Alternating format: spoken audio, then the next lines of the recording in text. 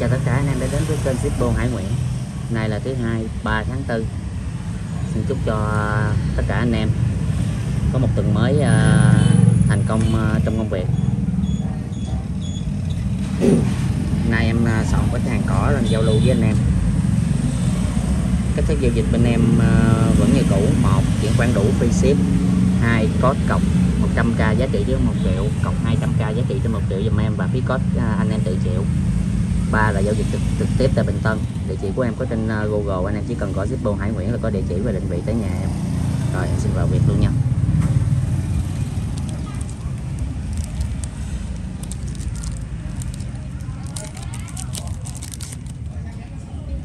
Đầu tiên em lên một con phai xước, nó mạ bóng.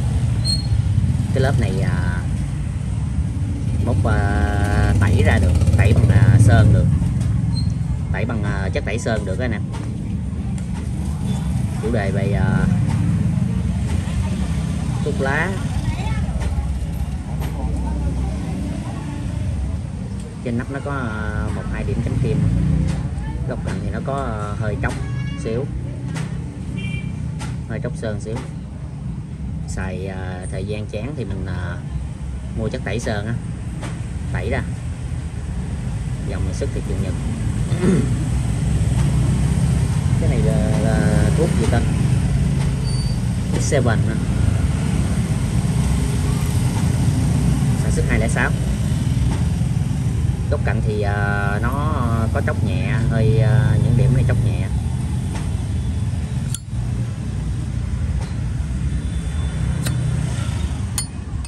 Ruột cũng còn khá đẹp, ruột trùng 5.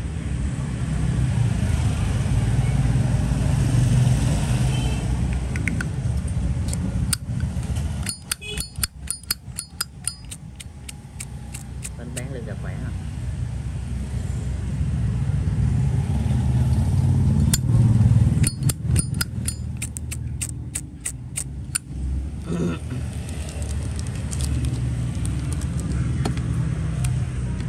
Hai 06 mã số 1 350k.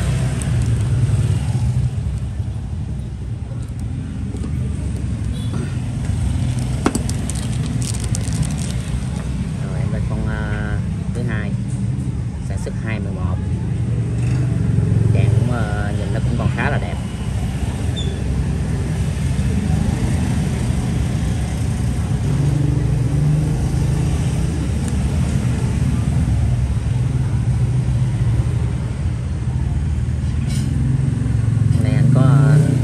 Hơi chấm kim đây xíu.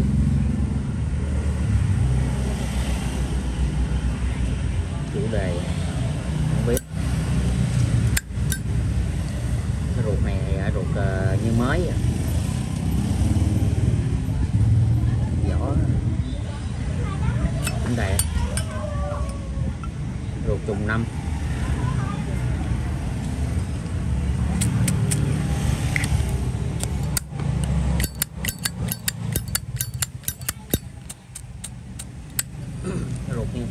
Ruột đẹp như mới luôn.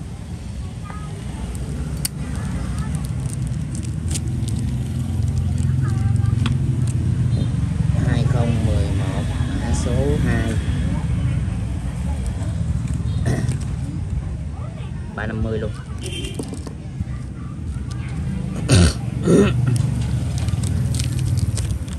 Rồi em lên một con lắc kè bạc sản xuất 202.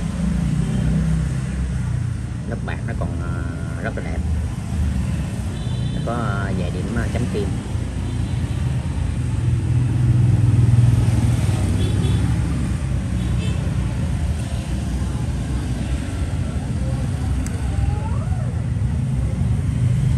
Mặt sau nó cũng có hơi chấm kim xíu.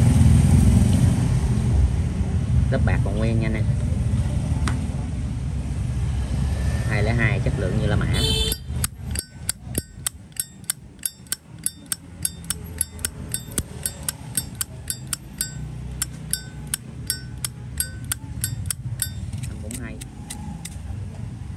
Bánh bán lưỡi gà khỏe.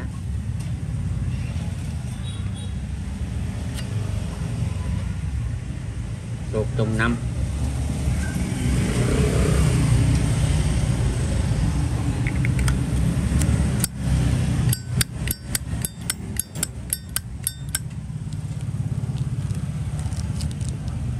202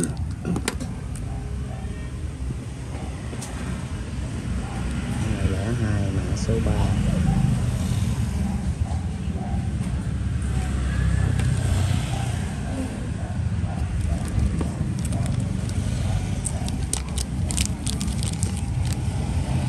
Rồi em lên một con mã bạc, lớp bạc nó lên đen xì lì luôn, sản xuất 201 ha, 201 ha, như là mã luôn, lớp bạc nó cũng còn nguyên luôn. Cái này là do nó oxy hóa anh em, về anh em có thể là lấy autoson lau lại, còn để cái màu này nhìn nó cổ cổ hơn. Cái này là chủ đề spool này nó cắt ăn mòn, nó cắt ăn mòn nha, 201.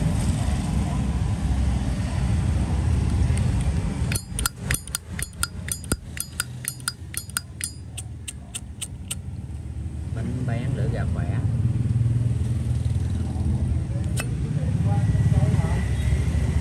Ruột trùng 5.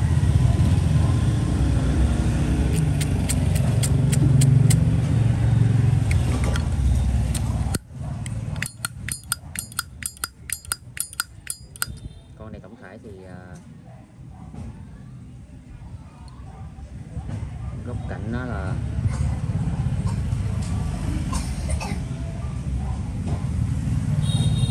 không thấy cấn mớp nha nè,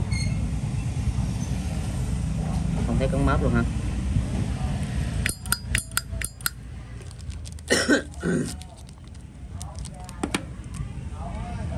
Hai không một mã số 3.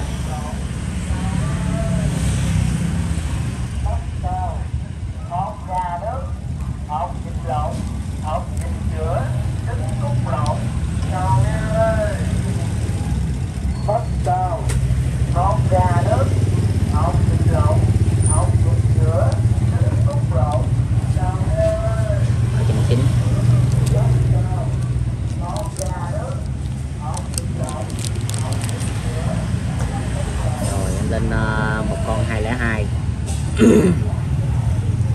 Con này là cái chủ đề này lúc trước video trước rồi em có lên cái chủ đề này rồi. Cái chủ đề này là công ty may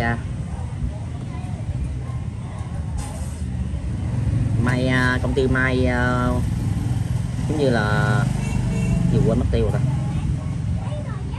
may đồ lính đó, sức 202. Em đem này em dán thêm cho nó nhìn cho nó hợp nó đẹp ha. Em đem quân đội em dán thêm.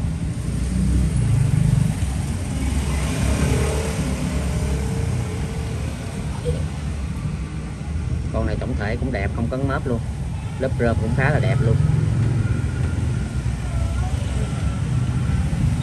không thấy cấn mớp nha anh em.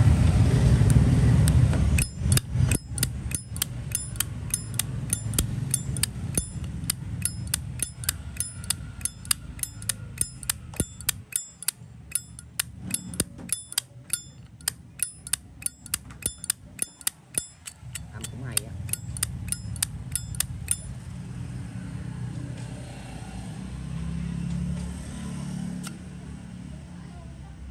Ruột trùng 5 tháng.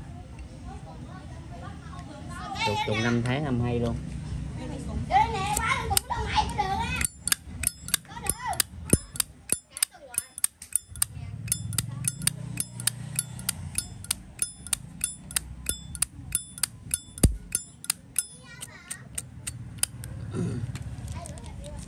Con này ruột trùng 5 tháng âm hay nha,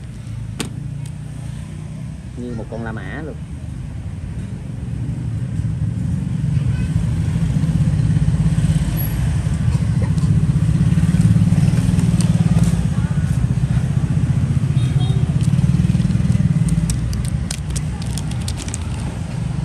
Rồi em lên một con 94.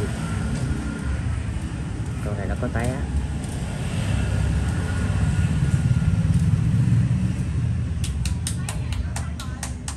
nó thắt hoa văn góc hai mặt ha.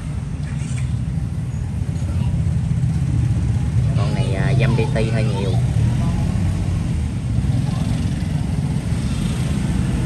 sẽ xứng 594.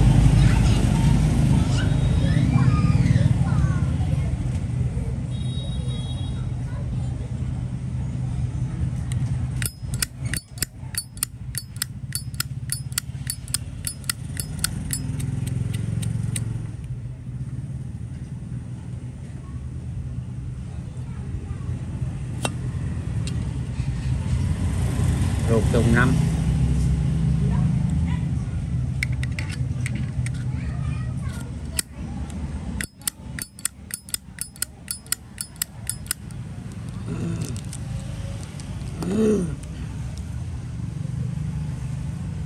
Mã số 5 550.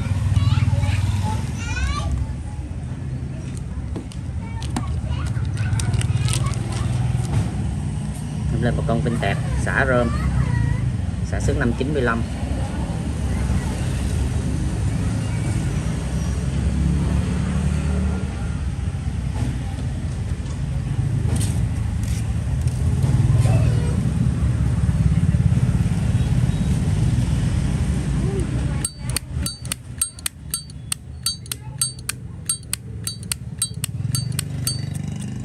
Ok.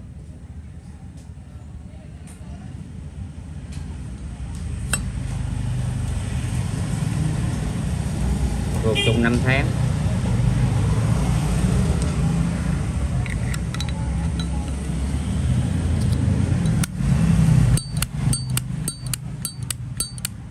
Âm cũng khá hay á.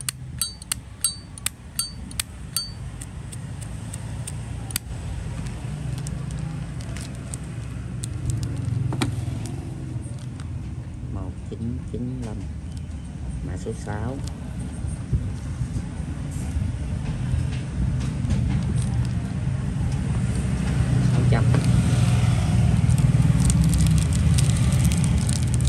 Rồi lên một con bọc da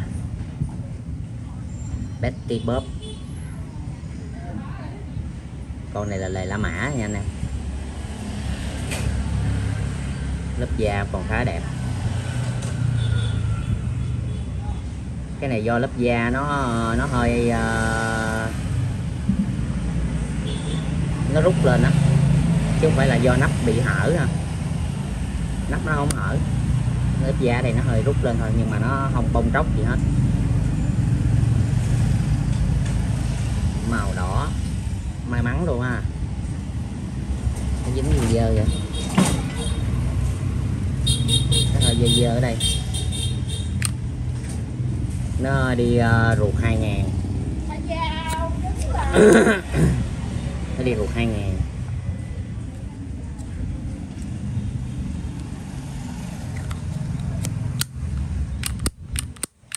Bột dai cỡ vậy thì không có âm đâu nha anh em.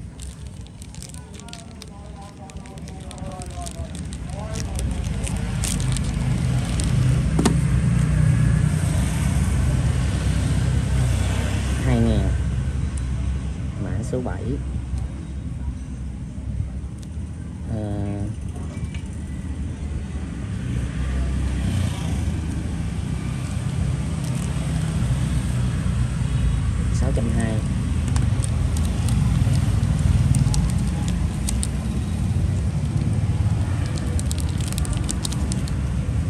Rồi em lên một con vinh tẹt mạ bạc không chặt gốc,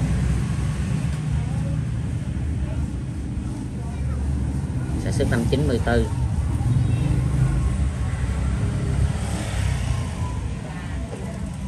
Lớp mạ bạc còn nguyên nha anh em.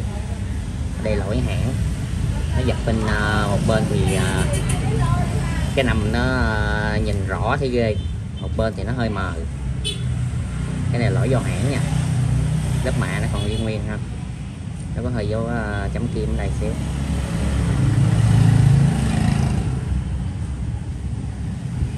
Và thường cái lớp mạ bạc giờ nó oxy hóa là nó lên đen thùi lùi vậy nè.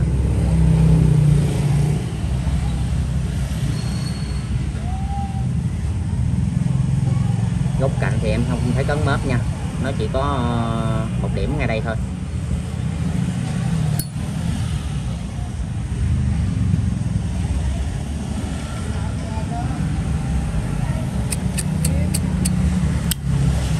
Anh em này cái này về là AutoZone cái là nó hết rồi.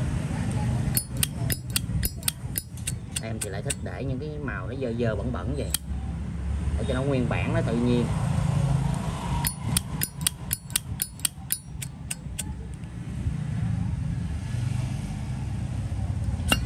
Tự động nó oxy hóa để nó lên vậy. ruột trùng 5, linh tẹt màu bạc không chặt gốc.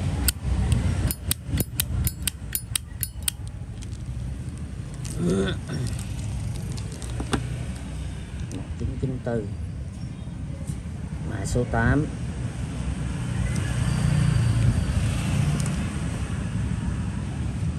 650.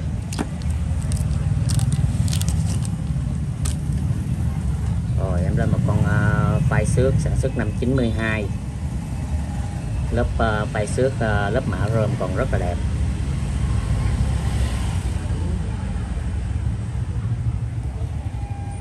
Rất đẹp luôn. Rồi nó hơi dầm nhẹ, dầm chứ không có cấn kim luôn.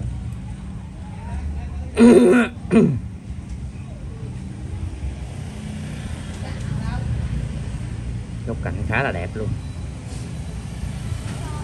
chỉ có dầm kim nhẹ, dầm kim rất là nhẹ luôn. Lớp mạ rơm thì cực kỳ.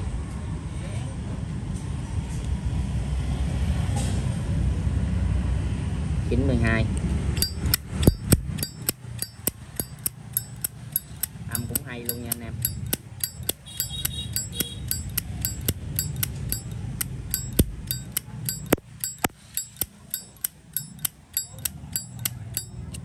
Âm hay.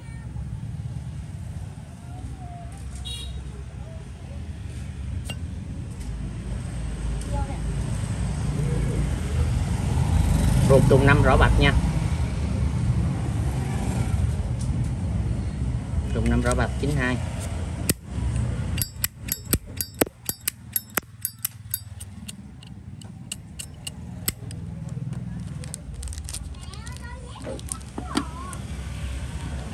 Một 992 mã số 9.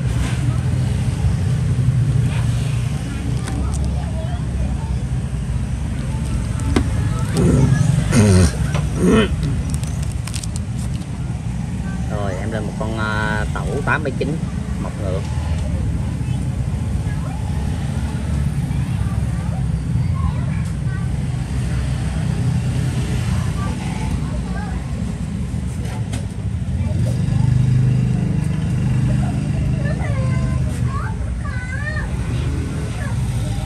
Ở đây nó có mấy cái điểm vàng vàng này là nó bị tróc rơm anh em, nó hơi bị tróc rơm.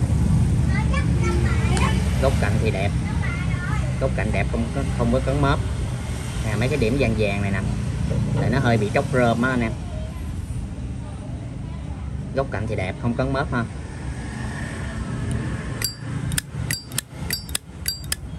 Âm cũng hay. Lưỡi gà chưa chặt vách, lưỡi gà chưa vắt cạnh. Giờ nó đi ruột mờ mọc ha, chừng giai đoạn 8889 nha anh em. Ruột tẩu zin ha. Con này là zin nguyên bản hết, từ nãy giờ là không có con nào mà xử lý thay thế gì hết đó. Cái nào mà có thay thế thì em sẽ báo cho anh em. 1989 mã số 10.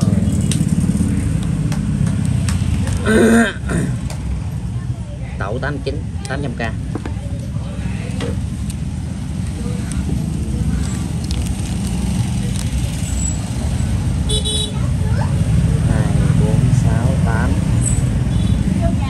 Lắc chỗ nào rồi. Rồi có hai con mã số 3 hết, thấy biết lắc rồi. Rồi anh em coi chụp mẫu nào và mã nào chụp giùm em nha. Giờ sửa lại là sửa hết nguyên dòng luôn. Em lên một con 76. Mặt trước nó có 1 điểm, 2 điểm, 3 điểm, vài điểm dâm. Là chủ đề khắc ăn mòn xiên hãng, chủ đề Zippo được không biết dịch luôn. Khắc ăn mòn đổ sơn zin hãng nha anh em. Mà thường những cái dòng mà 7X mà những cái chủ đề này lên chủ đề về liên quan về Zippo á thì rất khá là ít, bởi vì thường nó nằm ở chủ đề quảng cáo rất là nhiều. có chủ đề này gọi nó cũng là hay á.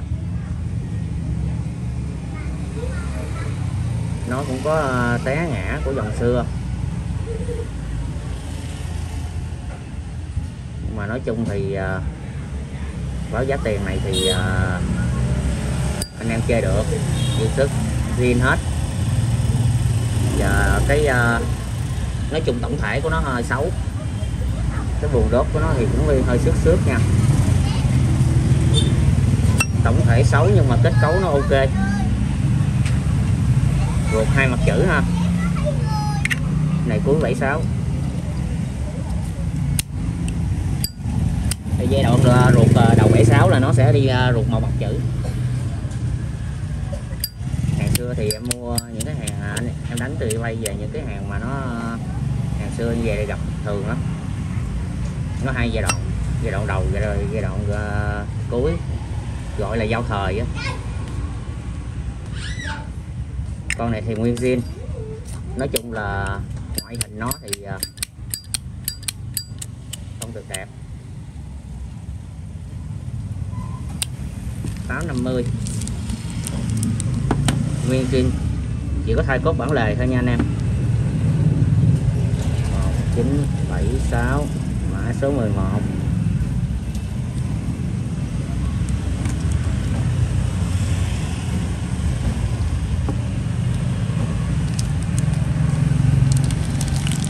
Rồi em lên một con phai xước dòng xưa 1957 bát lệch trái ha. Cái mẫu 1957 này thì nó có giá hơn những cái dòng 5 mét cùng đời như 55, 56 rồi. Bởi vì ruột nó đi chàng như vỏ, mọc vỏ luôn. Còn mấy con kia thì sàn ruột được từ 53 cho tới 54, 56, 55, 56. Con này chỉ có đúng một giai đoạn ruột của nó thôi, một giai đoạn ruột luôn. Lưỡi ga gù chuẩn ha. Và cái con này em báo với anh em như vậy nè, nó cái tán của tán lưỡi gà của nó bị vỡ, nhưng mà nó là tán zin và lưỡi gà zin, em bao nha, bao zin hãng. Những cái dòng này gặp thường ở lỗi hãng nó tán bị vỡ tán là rất là nhiều. Em thì gặp thường lắm, tại vì em chuyên đánh dòng xưa, hàng qua sử dụng gặp thường lắm. Và bánh xe của con này nó có chữ Zippo, thấy không, chữ Y nè, chữ B nè.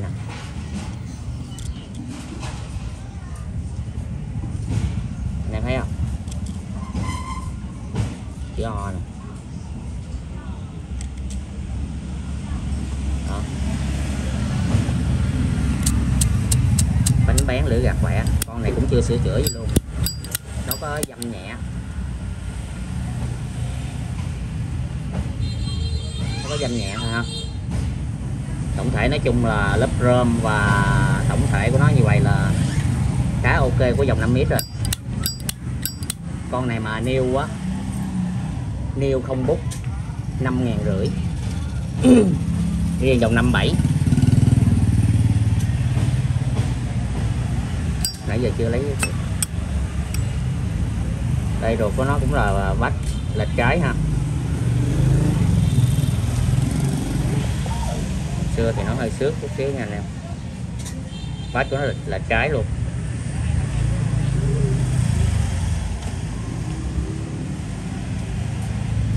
Rồi, rõ ha.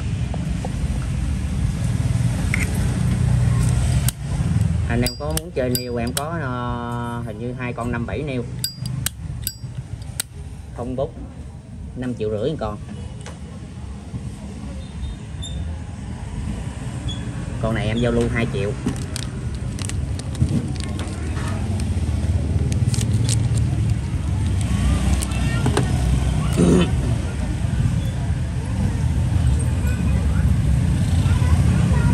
Số 10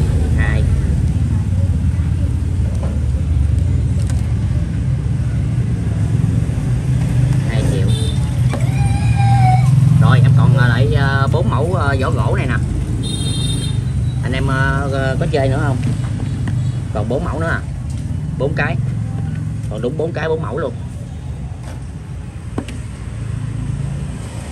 Để cho anh em nào chưa coi video trước, đây là mẫu quan nhị ca, có 2 mẫu quan nhị ca,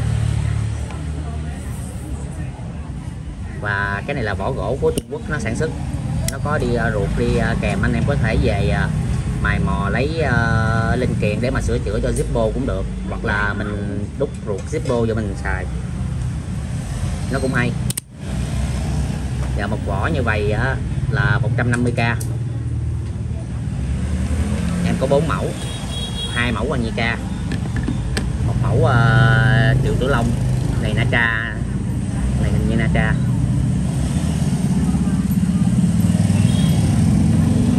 Đó, anh em mẫu nào thì chụp giùm em.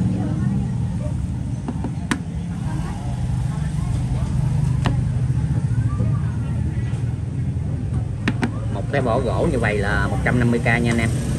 Rồi em xin kết thúc video tại đây ha. Trễ rồi, 7:07 rồi. Em up video này chắc cũng trễ, nó dài quá, không biết nó có lên được không nữa nè. Bữa giờ cái video dài đã không lên được. Anh em ưng mẫu nào thì chụp màn hình gửi qua Zalo giúp em nha. Xin chân thành cảm ơn tất cả anh em đã xem hết video của em. Những anh em mới xem kênh chưa đăng ký cho em xin một lượt đăng ký.